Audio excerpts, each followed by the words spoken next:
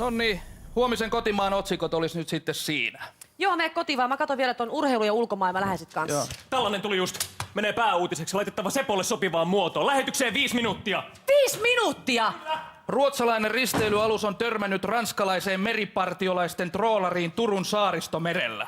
Ei voi olla totta. Kuuntele. Haaksirikon vuoksi sadoittain lapsia ja nuoria merihädässä. Merivartiosto raportoi suuresta katastrofista. Siis ei tällaista voi tapahtua.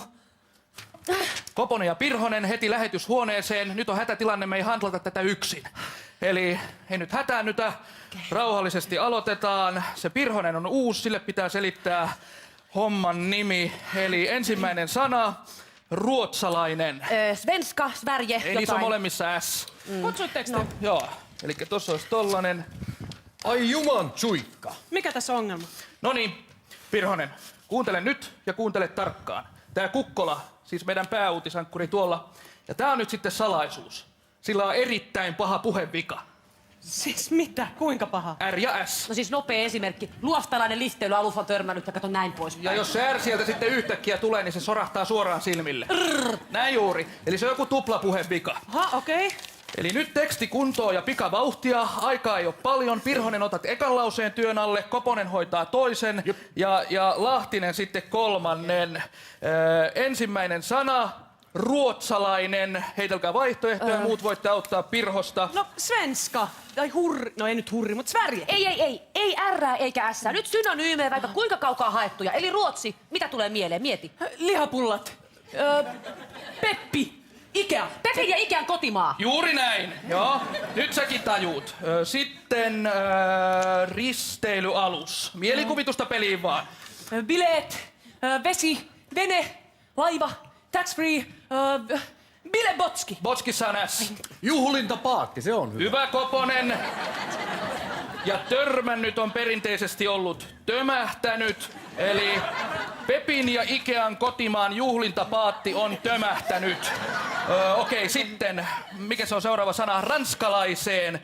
Tää meillä on ollut aiemminkin, mitä me ollaan käytetty. Miksei kukaan arkistoi näitä? No, patongin purjat.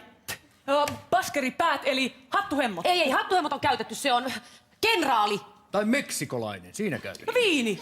Viinin maistelijat, viinin lipittäjät. Viinin lipittäjät kelpaa. Selvyyden vuoksi laitetaan vielä, että Belgian eteläpuolella oleva viininlipittäjien maa. Sitten Koponen, haaksirikon vuoksi sadoittain lapsia ja nuoria merihädässä.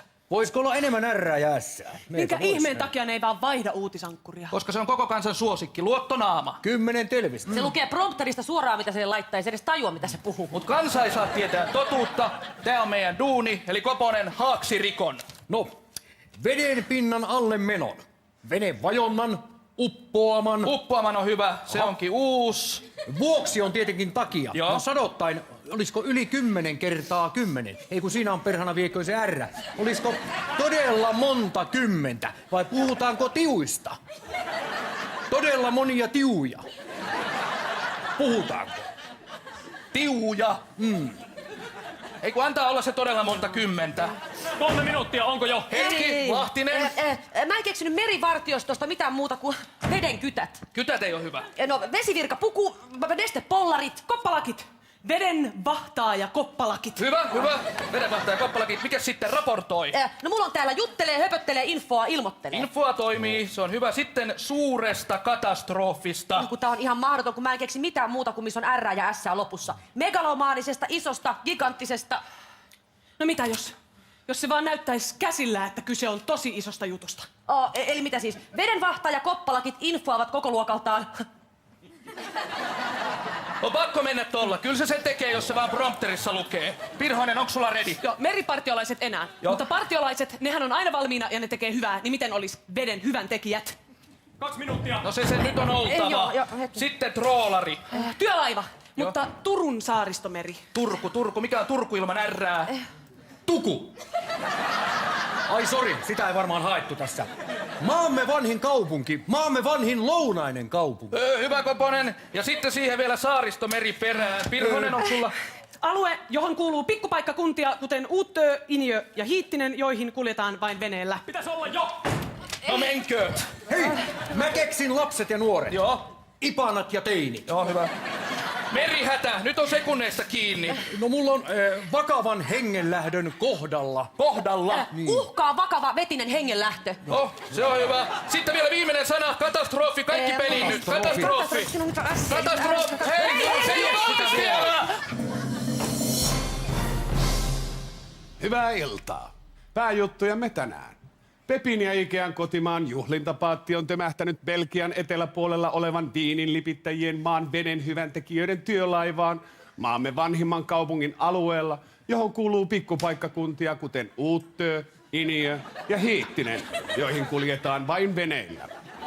Uppoaman takia todella montaa kymmentä ipanaa ja teiniä uhkaa vakava vetinen hengenlähtö. Vedenvahtaajakoppalakit infoavat koko luokaltaan katastrofista.